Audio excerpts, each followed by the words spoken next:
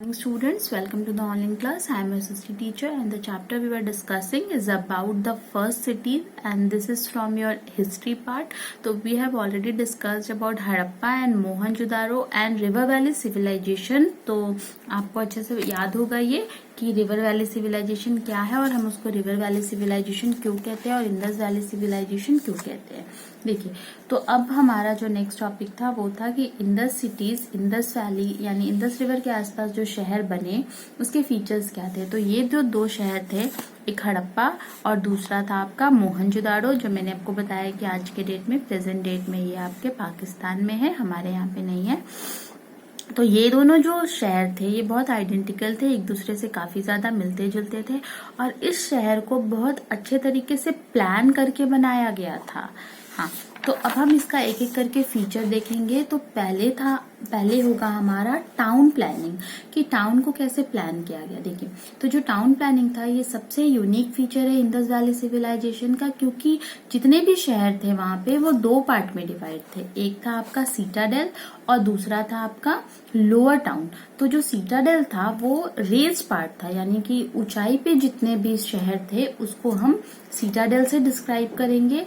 और ये जो ऊंचाई पे शहर थे ये हमेशा से फ्लड से प्रोटेक्टेड होते थे और उनके जो वॉल थे वो काफी स्ट्रांग थे, क्योंकि देखिए वॉल एकदम इंटरलॉकिंग प्रेशर से बनाते थे, जैसे इस तरह से एक दूसरे से ऐसे आपका ब्रिक्स जो थे वो इंटरलॉक किए होते थे, तो वो बहुत ज्यादा ही स्ट्रांग हो जाते थे। और सीटाडेल बेसिकली जो था वो एडमिनिस्ट्रेटिव ब्लॉक था और जितना भी तरह के मतलब इम्पॉर्टेंट बिल्डिंग्स होते थे, जैसे ग्रैनरी जहाँ पे अनाज वगैरह को स्टोर किया जाता था, फिर आपका असेंबली या टाउन हॉल होता था, फिर इस तरह से और जितने भी रिच पीपल होते थे वो सीटाडेल में रहते थे। और मोहनजोदाड़ो का जो सबसे लार्जेस्ट बिल्डिंग होता था सिटी का वो ग्रैनरी था और हड़प्पा में टोटल 6 ग्रैनरीज थे। ग्रैनरीज यानी कि जहाँ पे हम अनाज को स्टोर करते हैं, ठीक है। तो इस तरह से वो एक सर्कुलर ब्रिक के फॉर्म में होता था। बाहर में कुछ जगह छोड़ते थे जहाँ पे इस तरह से धान का थ्रेशिंग वगैरह होता था, धान को कुटाई किया जाता था, इस तरह से फ्लोर पे काम होता था और फिर जाके उसको ग्रैनरी में स्टोर कर देते थे। दूसरा था आपका लोअर टाउन। तो लोअर टाउन सीटाडेल के जस्ट नीचे बिलो सिचुएटेड था और ये यहाँ पे कॉमन पीपल रहते थे, या फिर आप कह लो कि जो बहुत ज्यादा रिच नहीं है या मिडिल क्लास से या पुअर पीपल होते थे वो लोअर टाउन में रहते थे। रोड्स जो थे वो हमेशा नॉर्थ टू साउथ और ईस्ट टू वेस्ट बनाया गया था और यहाँ पे जो ड्रेनेज सिस्टम था, मतलब घर से जो पानी निकाला जाएगा, नालियों का जो इंतजाम था वो बहुत ही अच्छा था और बहुत ही प्रेज वर्दी था। इतना मतलब इंडस वैली सिविलाइजेशन का जो ड्रेनेज सिस्टम है वो आज तक कहीं नहीं बना था। और बहुत सारे स्ट्रीट लाइट्स का प्रोविजन था, साइड साइड में ऐसे स्ट्रीट लाइट लगाए होते थे। नेक्स्ट जो है आपका वो था द ग्रेट बाथ। देखिए, ये एकदम ग्रैनरी के क्लोज में बनाया हुआ था, एक पूल की तरह इसका निर्माण किया गया था जो कि सर्कल में था, मिट्टी से बनाया गया था और इसको अंदर से पूरा सील तार से किया गया था, यानी अलकतरा टाइप का जो चीज होता है उससे पूरा उसको सील किया गया था। उसके अंदर 2-3 ड्रेन्स छोड़े गए थे ताकि जरूरत पे इसको क्लीन कर सके। तो इसमें 2 तरफ से सीढ़ियां थी जिसमें नीचे पुल में जा सकते थे और ये ईस्टर्न साइड पे डिस्कवर किया गया था। पुल को हमेशा पानी से भर दिया जाता था और जब कोई रिलीजियस सेरेमनीज होता था तब लोग यहाँ पे आके इस तरह से बाथ लेते थे, स्नान करते थे और उसके चारों तरफ ऐसे चेंजिंग रूम्स बनाए हुए थे जहाँ पे लोग अपना ड्रेस वगैरह को चेंज करते थे। अब हाउसेस कैसे थे, घर कैसे थे वहां पे, देखिए, तो ज्यादा करके 1 मंजिला और 2 मंजिला बिल्डिंग होता था। सारे पक्के ईंटे से बने हुए थे और सबका अपना अपना साइज था। वहां पे हर एक रूम में हर एक घर में 2 या 2 से ज्यादा रूम्स होते थे, एक बाथरूम होता था, एक किचन होता था और एक सर्कुलर ओवन होते थे जिसमें क्या होते थे, कोर्टयार्ड होता था और सारे घरों में डोर्स और छोटे छोटे विंडोज भी प्रोवाइड किए गए थे। घर का जो दीवार होता था तो काफी थिक होता था, मोटा, और रूफ्स जो होते थे वो फ्लैट होते थे और हर एक घर में कुआं जरूर होता था और बाथरूम और ड्रेनेज घर से थोड़ा अलग बनाया जाता था। अब देखेंगे ड्रेनेज सिस्टम। देखिए, तो ड्रेन्स जो थे, नालियां जो बनाई गई थी, नाले वगैरह, वो एकदम बेक्ड और अच्छे ईंटों से बनाई गई थी।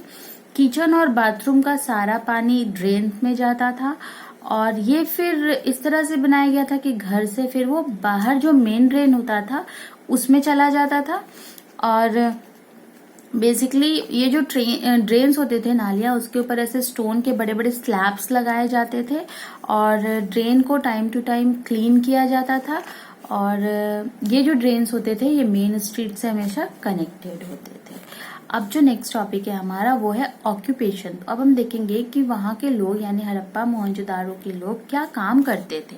तो देखिए, वहाँ पे जनरली लोग फार्मर्स थे, वीवर्स थे, पॉटर्स थे, मेटल वर्कर्स थे, टॉय मेकर्स थे, ज्वेलरी बनाते थे और स्टोन कटिंग करते थे और ट्रेडर्स थे। तो एग्रीकल्चर उनका मोस्ट इम्पॉर्टेंट ऑक्यूपेशन होता था क्योंकि वहाँ का जो सॉइल है वो बहुत ज्यादा ही फर्टाइल था क्योंकि वो नदी के आसपास में था। फार्मर्स साल में 2 क्रॉप तो जरूर उगाते थे। इंडस वैली पीपल ने सबसे पहले पैडी उगाना शुरू किया। पैडी से आप कंफ्यूज नहीं होंगे, पैडी में 2 ही क्रॉप आता है, एक आपका व्हीट और दूसरा आपका राइस यानी चावल और गेहूं, ये 2 आपका पैडी क्रॉप है। इसका अलग अलग डिफरेंट मेथड थे इनके इरिगेशन के, प्लग और सिकल्स अलग अलग थे और ये साथ ही साथ हंटिंग भी करते थे, फिशिंग भी करते थे और फ्रूट्स को गैदर भी करते थे। जो पॉटर्स व्हील था वो काफी ज्यादा यूज होता था। ये टेराकोटा का टॉयज बनाते थे, ऐसे मिट्टी का, इस तरह से देखेंगे आप, और उससे क्ले वगैरह का टॉय बनाया जाता था और स्टैचूज वगैरह बनाते थे, एनिमल का फिगर्स बनाते थे और ये सब क्या मेजर इंडस्ट्रीज भी होता था। और इसी पीरियड में आपका ब्रोंज स्टैचू, डांसिंग गर्ल, ये सब आया और ये एकदम फाइनेस्ट आर्टिस्टिक क्रिएशन था इस सिविलाइजेशन का। फिर इस टाइम पे लोग सील मेकिंग करते थे, जैसे आप देखेंगे कि मोहर, जैसे राजा ओजा जो होते थे पहले के रूलर, वो अपने एक राज का एक मोहर बनाते थे, सील बनाते थे।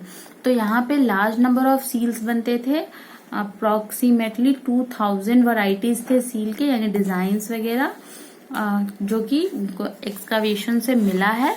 और ये जो सील थे या तो फ्लैट या स्क्वायर या रेक्टेंगुलर थे और ये भी टेराकोटा से ही बने हुए थे और ये बहुत सारे इन्फॉर्मेशन प्रोवाइड करते हैं हम लोगों को उन लोगों के बारे में, उनके लाइफ के बारे में, उनके रिलीजन, ऑक्यूपेशन, कस्टम और ट्रेड के बारे में, क्योंकि इस तरह से पिक्चर्स वो बनाते थे उस सील पे और वो मर्चेंट्स और ट्रेडर्स इसको एज अ गुड्स एक जगह से दूसरी जगह ले जाके बेचते थे। दूसरा था आपका स्पिनिंग एंड वीविंग। तो देखिए, ये जो थे वो स्किल्ड आर्ट था इनका, स्पिनिंग और वीविंग करना।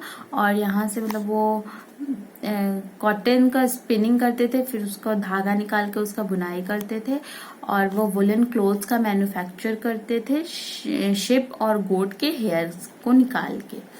अब ट्रेड क्या था, उनका काम क्या था, तो वो देखेंगे। बेसिकली ये जो थे ये फॉरेन और इनलैंड ट्रेड से ये लोग जुड़े हुए थे। डॉकयार्ड जो कि हम लोग को लोथल गुजरात में मिला है, यानी मतलब शिप वगैरह जहाँ पे रखा जाता है उसको डॉकयार्ड कहते हैं। वो इंडिकेट करता है कि ये लोग बाहर दूसरे देशों से भी आपका व्यापार करते थे। और डॉकयार्ड जहाँ पे मैंने आपको बताया शिप में सामान अनलोड लोड किया जाता है। और वे हम लोग ये कह सकते हैं कि ज्यादा करके सील जो मिला था वो मेसोपोटामिया में मिला था, जो अभी इराक है। और मेसोपोटामियन सील में क्या डिफरेंस था कि वो इन द साइट्स को भी बना देते थे और साथ ही वो ट्रेड भी दिखाता था मेसोपोटामिया से कि उनका ट्रेड कितना अच्छा था। और अलग अलग काइंड्स और वेट और मेजर्स के ये सील होते थे।